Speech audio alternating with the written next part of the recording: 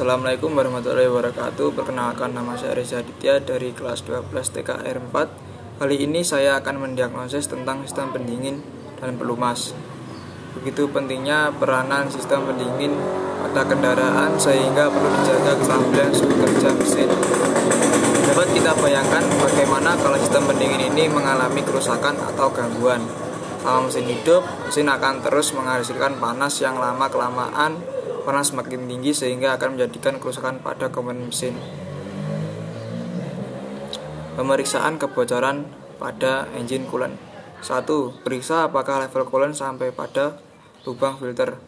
Pasang radiator tester akan diberikan tekanan 160 kPa. Kemudian periksa apakah terdapat kebocoran pada radiator hose atau sambungannya. Peringatan: saat melakukan pengetesan pada cooling system, lepaskan pressure dari cooling system secara perlahan-lahan untuk menghindari terjadinya luka bakar akibat panasnya coolant. Perhatian: pastikan untuk membersihkan seluruh tempat pemeriksaan sampai dari kelembapan. Saat melakukan pengujian, berhati-hatilah supaya tidak menumpahkan coolant. Hati-hati saat memasang dan melepas tester, dan saat melakukan pengujian jangan melakukan perubahan pada bentuk leher pada radiator. 2. Apabila menemukan kebocoran, perbaiki atau ganti part yang bersangkutan. Servis pada kendaraan. 2. Pemeriksaan radiator cup valve opening pressure. 1. Gunakan cup adapter untuk menyambung cup dengan tester. Pastikan cup dalam keadaan bersih sebelum melakukan pengujian. Karat atau benda-benda asing lainnya pada cup seal akan menyebabkan pembacaan yang tidak benar. 2. Naikkan tekanan sampai dengan indikator pada alat ukur berhenti bergerak. Minimum limit 84 kPa, nilai standar 94 sampai 122 kPa. 3. Ganti radiator cup bila mana hasil pembacaan tidak tetap atau melebihi limit. 3. Penggantian engine coolant. 1. Lepaskan underskid plate dan engine room undercover front. 2. Kuras atau keluarkan air dari dalam radiator, dari heater core dan engine setelah melepaskan radiator drain probe. Saat melepaskan radiator cup, lakukan dengan hati-hati untuk menghindari terjadinya kontak dengan coolant panas atau uap panas. Letakkan handuk tebal pada radiator cup dan putar cup berlawanan arah jarum jam sedikit untuk melepaskan uap panas. Kemudian putar cup dengan perlahan-lahan berlawanan arah jarum jam. 3. Keluarkan air dari water jet dengan melepaskan engine oil cooler water vat hose pada engine oil cooler. 4. Lepaskan radiator kondenser tank kemudian keluarkan coolant. 5. Keluarkan coolant kemudian bersihkan jalur coolant dengan mengalirkan air ke dalam radiator melalui radiator cup. 6. Pasang kembali engine oil cooler water vat hose pada engine oil cooler. 7. Kencangkan radiator drain plug. 8. Pasang kembali radiator kondenser tank. 9. Dengan melihat kondisi coolant, gunakan konsentrasi yang cukup untuk suhu operasional yang aman dengan perbandingan antara 30 sampai dengan 60%. Untuk mengisi coolant, campuran yang tepat adalah 50% air dan 50% antifreeze solution atau titik beku minus 31 derajat Celcius yang menggunakan campuran alkohol atau metanol antifreeze atau engine coolant lain yang dicampur dengan alkohol atau metanol antifreeze. Penggunaan antifreeze yang tidak benar dapat menyebabkan korosi pada komponen aluminium. Rekomendasi antifreeze: Diacoin Super Long Life Coolant atau setara kualitas 8,2 L termasuk 0,8 L dari dalam radiator kondenser tank. 10. Lepaskan special tool kembali kemudian pasang kembali radiator cup. 11. Hidupkan mesin dan panaskan sampai termostat membuka. 12. Setelah beberapa kali menaikkan putaran engine sampai 3000 R/m bermin, kemudian matikan mesin. 13. Lepaskan radiator kap setelah engine dingin dan tuangkan coolant sampai penuh, kemudian pasang kembali kap. 14. Tambahkan coolant pada radiator condenser tank antara tanda full dan low bila diperlukan. Jangan mengisi radiator kondenser berlebihan. 15. Lepaskan special tool, kemudian pasang kembali radiator kap. 4. Pengukuran konsentrasi. Untuk ukuran temperatur dan spesifik gravity dari engine coolant untuk memeriksa konsentrasi antifreeze nilai standar 30-60%. Bila konsentrasi antifreeze di bawah 30%, bahan-bahan anti koresi akan terpengaruh. Sebagai tambahan, bila konsentrasi di atas 60%, kemampuan engine coolant dan antifreeze akan menurun sehingga akan mempengaruhi mesin.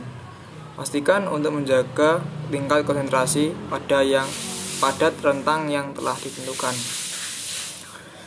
5. Pemeriksaan kebocoran water pump engine coolant. Meskipun water pump normal, sisa-sisa dari engine coolant mungkin akan ditemukan di drain hole, vapor hole, dan permukaan water pump. Jika sisa engine coolant ditemukan, periksa kebocoran water pump dengan metode berikut. 1.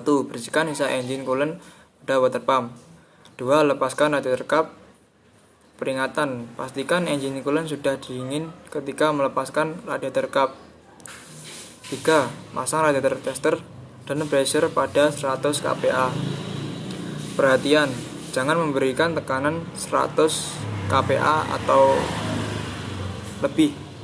14. Tahan tekanan selama 20 menit dan periksa apakah ada kebocoran engine coolant dari drain hole, vapor hole, atau permukaan water pump.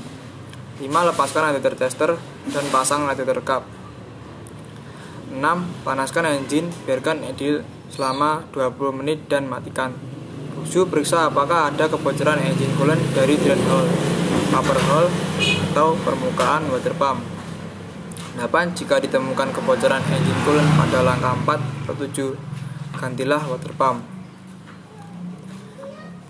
Pemasangan termostat, hati-hati jangan sampai rubber ring terlipat atau tergores. Pastikan tidak ada oli pada rubber ring termostat, dan juga jangan sampai rubber ring terlipat atau tergores pada saat pemasangan. Pemasangan radiator lower hose. 1. Masukkan radiator lower hose sejauh projection dari water pump inlet hose fitting. 2. Luruskan tanda atau mating mark pada lower hose radiator dan hose clamp. Kemudian hubungkan radiator lower hose. Pemeriksaan termostat. 1. Redam termostat dalam air, kemudian panaskan air sambil diaduk. Periksa suhu pembukaan termostat valve. 2. Periksa apakah nilai valve lift sesuai dengan nilai standar ketika air pada suhu pembukaan penuh. Ukur tinggi valve saat termostat tertutup penuh. Kemudian gunakan hasil pengukuran ini untuk membandingkan tinggi saat termostat terbuka secara penuh. Nilai standar suhu pembukaan penuh 95 Celcius, besar valve lift 10 mm atau lebih. 1. Radiator. Radiator merupakan salah satu komponen utama yang berfungsi untuk menukar cairan radiator panas berubah menjadi dingin. Jadi saat air radiator keluar dari mesin bersuhu tinggi, akan didinginkan ketika berada di radiator dengan memanfaatkan hembusan udara yang melewati sirip-sirip radiator. Dengan demikian, saat cairan radiator kembali ke mesin memiliki suhu yang lebih rendah sehingga suhu kerja mesin tetap selalu stabil. Radiator dapat mengalami gangguan kebocoran yang membuat kurangnya volume air radiator. Alhasil, pertukaran suhu cairan pendingin tidak berjalan dengan baik. Cara untuk mengatasi gangguan tersebut adalah dengan memperbaiki bagian yang bocor. Jika radiator mengalami korosi, maka perlu diganti dengan bagian yang baru. Namun bila gangguan sudah kategori parah, maka Anda harus mengganti dengan unit radiator yang baru. Selain itu, gangguan radiator bergerak dapat menghambat pelepasan panas. Biasanya radiator bergerak disebabkan adanya endapan kotoran yang sudah mengeras. Apabila perlu dilakukan pembersihan sebelum gangguan tersebut menjadi parah. 2. Tutup radiator. Walaupun hanya sebuah tutup, tapi tutup radiator yang satu ini memiliki peranan yang sangat penting pada sistem pendingin. Tutup radiator berfungsi untuk mengontrol tekanan dan mengatur volume cairan radiator pada kapasitas yang ideal. Gangguan pada tutup radiator berupa rusaknya sil, karet, dan bekas yang telah melemah. Sebaiknya ganti dengan unit yang baru sesuai spesifikasi standar pabrik. 3. Kipas pendingin. Komponen ini berfungsi untuk meningkatkan aliran udara yang mengalir melalui sirip-sirip radiator dan sekaligus mengembuskan udara ke arah mesin untuk membantu melepaskan panas. Gangguan pada kipas pendingin berupa putaran kipas yang tidak kencang karena valve kurang tegangan sehingga terjadi selip. Selain itu, kipas pendingin yang terlalu lentur akan menghasilkan aliran udara yang tidak begitu kuat sehingga perlu diganti dengan unit kipas baru.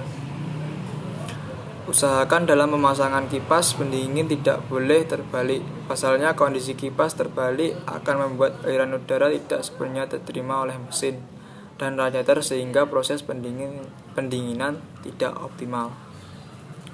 4. Pompa air. Pompa air atau water pump adalah komponen pendingin yang bertanggung jawab untuk mensirkulasi cairan radiator melalui aliran pendingin. Apabila water pump mengalami gangguan, maka sirkulasi cairan radiator tidak bekerja optimal. Alhasil pertukaran panas pun akan terganggu. Apabila yang sering kali dialami water pump adalah kebocoran. Gangguan ini terjadi karena usia pakai komponen yang sudah lama atau tegangan valve yang terlalu keras, sehingga kinerja bearing dan seal pada water pump menjadi berat. Apabila kondisi kebocoran parah, sebaiknya ganti dengan unit pompa air yang baru. 5. Termostat. Termostat adalah komponen yang mengontrol aliran air, radiator, dan mengatur suhu optimal mesin. Termostat bertugas menutup aliran air radiator dari mesin ketika suhu mesin masih rendah dan akan membuka saat suhu telah mencapai batas tertentu. Biasanya termostat membuka pada suhu mesin mencapai 80-82 derajat Celcius. Apabila termostat bermasalah atau rusak, harus segera diganti dengan unit yang baru agar sistem pendingin mobil dapat berjalan normal. Pastikan saat memasang termostat harus posisi benar, karena pemasangan yang terbalik akan menyebabkan kebocoran. 6. Selang outlet dan outlet. Selang ini berfungsi sebagai aliran cairan pendingin dari mesin ke radiator dan dari radiator ke mesin. Masing-masing selang berada di bawah dan atas radiator. Selang ini dikaitkan dengan cara diklem pada setiap ujungnya. Masalah yang sering dialami selang inlet dan outlet adalah robek, terlepas dan penggunaan selang yang tidak tepat. Selang yang robek biasanya karena usia pakai yang sudah lama atau terjadi benturan dengan benda keras. Untuk selang yang terlepas disebabkan klem yang digunakan terputus, penguncian klem yang tidak kuat, dan panjang selang yang terlalu pendek, sehingga saat mesin hidup, getaran dapat membuat selang lepas dari tempatnya. Sedangkan penggunaan yang kurang tepat juga bisa membuat selang robek dan terlepas. Carilah selang radiator yang tidak terlalu kaku, berkualitas, dan bentuknya sesuai dengan bawaan pabrik. 7. Selang bypass.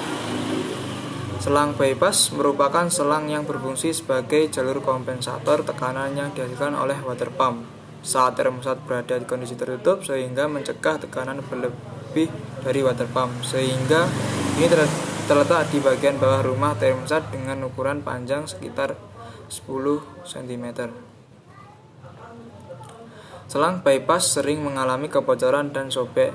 Biasanya masalah tersebut disebabkan masa pakai selang yang sudah lama, kualitas selang, dan pemakaian selang yang tidak sesuai anjuran pabrik. Cara memperbaikinya adalah ganti selang dengan bahan-bahan berkualitas dan sesuai rekomendasi pabrik. 8. Water check. Water check adalah ruang aliran air radiator yang terletak pada blok mesin dan kepala silinder. Water check menyelubungi bagian mesin yang menghasilkan panas ketika mesin bekerja, dan di ruang water check terjadi penyerapan panas yang dilakukan oleh cairan radiator terhadap bagian mesin yang panas. Dengan cara inilah suhu kerja mesin selalu stabil. Gangguan yang sering dialami pada water check adalah aliran water check yang tersumbat karena kotoran dan terjadi kebocoran karena kepala silinder retak. Cara memperbaiki water check yang kotor adalah membersihkan dengan memakai radiator flush sampai benar-benar bersih dan gunakan air radiator yang mengandung bahan pencegah korosi atau karat. Kepala silinder yang retak biasanya karena mesin mengalami overheating yang sangat parah. Apabila retaknya tidak terlalu parah, sebaiknya ditempel saja. Tapi bila tidak memungkinkan untuk ditempel, maka harus diganti dengan unit kepala silinder yang baru. Akan tetapi kasus semacam ini jarang sekali terjadi. Sistem pelumas. Tujuan utama dari pelumas setiap peralatan mekanis adalah untuk melenyapkan gesekan, kehausan, dan kehilangan daya. Tujuan lain dari pelumas pada motor bakar adalah 1. Menyerap dan memindahkan panas. 2. Sebagai penyekat lubang antara torak dan silinder sehingga tekanan tidak bocor dari ruang pembakaran. 3. Sebagai bantalan untuk meredam suara berisik dari bagian-bagian yang bergerak. 4. Prinsip kerja sistem pelumas. 5. Oli diangkat dari bak oli atau karter oleh suatu sedotan dari pompa oli yang digerakkan oleh perputaran roda gerigi yang dikoperlakan dengan perputaran poros engkol melalui pipa hisap. 6.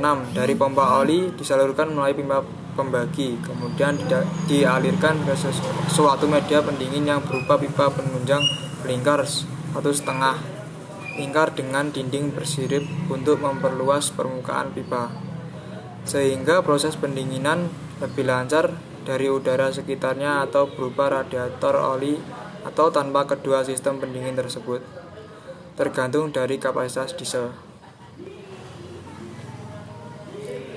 7. Dalam hal yang terakhir ini, oli hanya dialirkan ke dalam pipa yang cukup pendek saja. Dari ini kotoran oli yang mungkin terbawa, baik dari luar maupun sirkulasi di dalam mesin sendiri. Sistem pelumas pada rocker arm dari klep didapatkan melalui camshaft, taper, dan push rod langsung menembus baut pengatur jarak rocker arm atau rocker arm bearing, kemudian menetes keluar sejenak ditambung bak berklep melalui celah antara push rod dan pipa pelindung push rod. Oli mengalir ke bahan menuju ke bak karter untuk pelumasan ada metal-metal dan juga dinding silinder.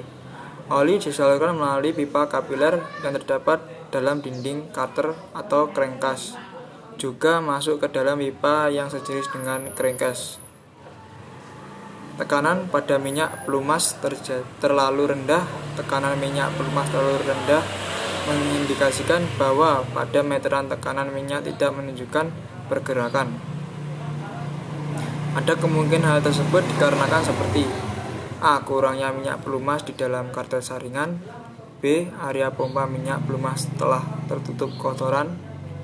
C. Pegas pengatur tekanan minyak pelumas mengalami patah atau melemah. D. Minyak pelumas terlalu encer. E. Dan tekanan minyak pelumas pun tidak stabil. F. Pompa oli rusak. G. Saluran oli pecah atau retak. H. Saluran oli sebelum unit saklar tekanan terhalang atau tersumbat. I. Bantalan mesin aus. J. Kebocoran pada filter oli. Cara mengatasi gangguan tekanan oli yang rendah: A. Ganti pegas kartu filter. B. Ganti pompa oli. C. Perbaiki perbaiki atau tambah saluran olinya. D. Hilangkan sumbatan pada saluran oli. E. Ganti oli sesuai dengan spesifikasi. F. Ganti bantalan mesin. G. Ganti filter dan gasketnya. Tekanan minyak pelumas tidak teratur mengindikasikan bahwa tekanan yang ditujukan pada meter tekanan berayun bergantung pada kecepatan putaran motor. Ada kemungkinan di dalam karter mulai berkurang minyak pelumasnya dan saringan minyak pelumas telah tersumbat oleh kotoran. Tekanan minyak pelumas yang terlalu tinggi. Penyebab tekanan minyak terlalu tinggi ialah katup tekanan oli terlalu ke dalam atau terjepit, bekas pengatur katup, tekanan oli atau terlalu keras. Saluran oli sesudah unit saklar tekanan tersumbat.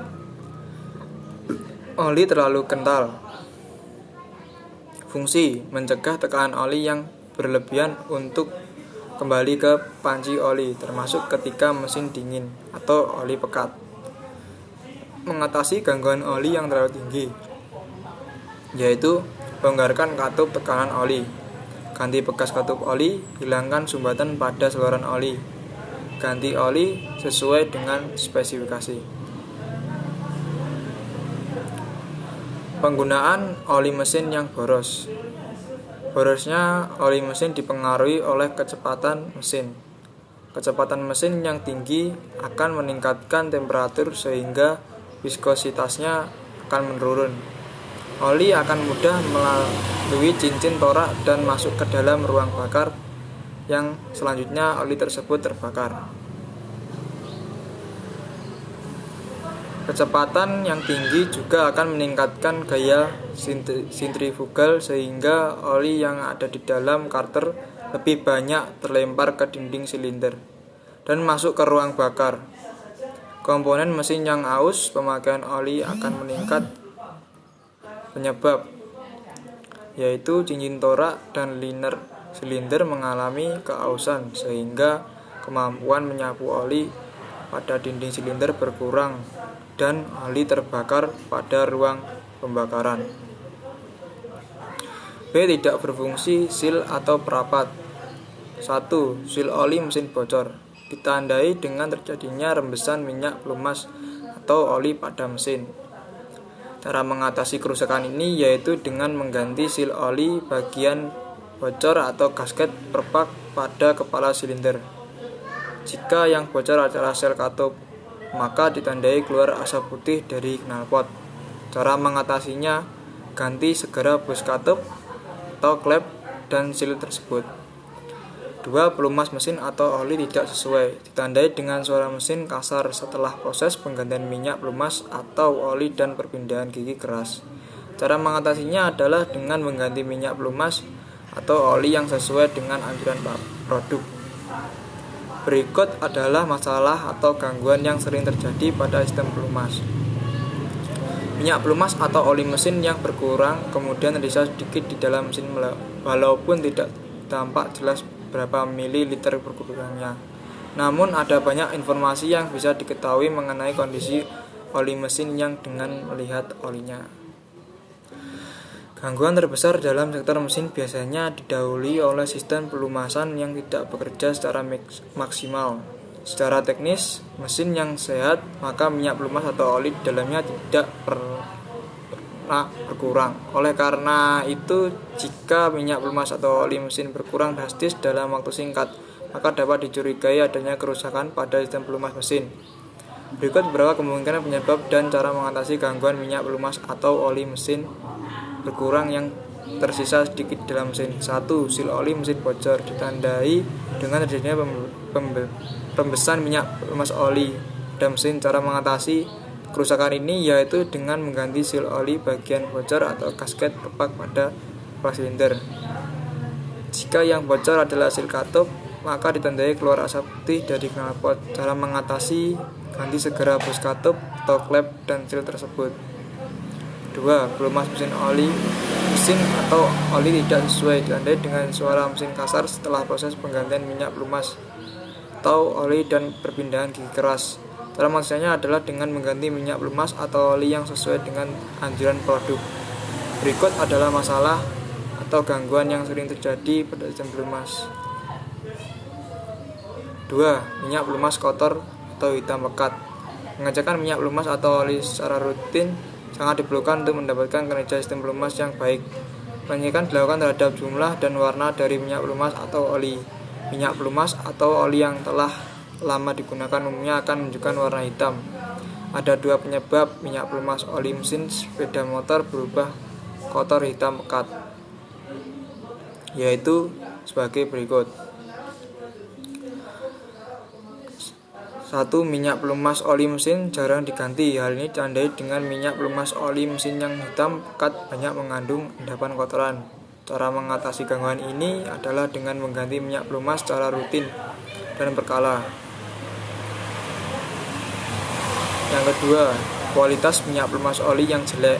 Keadaan ini ditandai dengan baru beberapa hari ganti minyak pelumas oli mesin warna oli sudah berubah hitam pekat. Cara mengatasinya adalah dengan mengganti minyak pelumas sesuai standar atau spesifikasi produk yang dianjurkan oleh pabrikan sepeda motor. 3. Tidak ada tekanan minyak pelumas. Keadaan tidak teratur mengindikasi ada gangguan pada sistem pelumas. Hal ini ditunjukkan tekanan oli yang tidak ada sama sekali. Beberapa kemungkinan dari penyebab gangguan ini yaitu sebagai berikut. A. Di dalam karter mulai kekurangan minyak pelumas. B. Saringan minyak pelumas di sekitar pompa minyak banyak melekat kotoran. 5. Mesin tidak dapat di starter, tapi tekanan minyak pelumas tetap atau tidak ada tekanan. Ada beberapa kemungkinan yang bisa menyebabkan timbulnya gangguan berupa mesin tidak dapat di starter, tetapi tekanan oli tetap, yaitu sebagai berikut. Minyak pelumas terlalu rendah. Cara mengatasinya adalah ganti minyak pelumas dengan minyak pelumas yang sesuai. Kemudian komponen-komponen pompa. Cara mengatasinya adalah bongkar dan periksa komponen pompa. Ganti jika aus. 6. Saringan oli tersumbat. 1. Saringan oli tersebut. Cara mengatasi adalah ganti saringan oli. Kedua, katup pengatur tekanan oli rusak. Cara mengatasinya adalah bongkar katup pengatur tekanan oli dan ganti jika rusak. 3. Alat pengukur tekanan oli rusak. 4. Packing atau seal yang terhubung dengan saluran minyak pelumas bocor, atau mengatasinya adalah ganti packing atau seal dengan baik. Kelima, minyak pelumas terlalu sedikit. Cara mengatasinya adalah tambah minyak pelumas sesuai kebutuhan. Ada dua cara untuk mengatasi penyebab ini, yaitu sebagai berikut. Nomor 1, buka sending unit dan hidupkan mesin. Apabila oli memancarkan, berarti alat pengontrol rusak. 2. Periksa sistem pengontrol tekanan oli. Perbaiki atau ganti jika rusak. 7. Pada waktu mesin beroperasi, tekanan oli berkurang. Kemungkinan yang dapat menyebab gangguan ini yaitu sebagai berikut. 1. Kekentalan minyak pelumas berkurang karena mesin terlalu panas. Cara mengatasinya adalah periksa mesin, setel sistem pengapian, dan perbaiki sistem bahan bakar. 2. Kerusakan pada bantalan. Cara mengatasi adalah bongkar mesin dan perbaiki. 3. Tutup pembuangan oli bocor. Cara mengatasinya adalah perbaiki tutup pembukaan oli. 4. Seal pada poros engkol bocor. Cara mengatasinya adalah ganti seal poros engkol. Sekian video dari saya. Wassalamualaikum warahmatullahi wabarakatuh.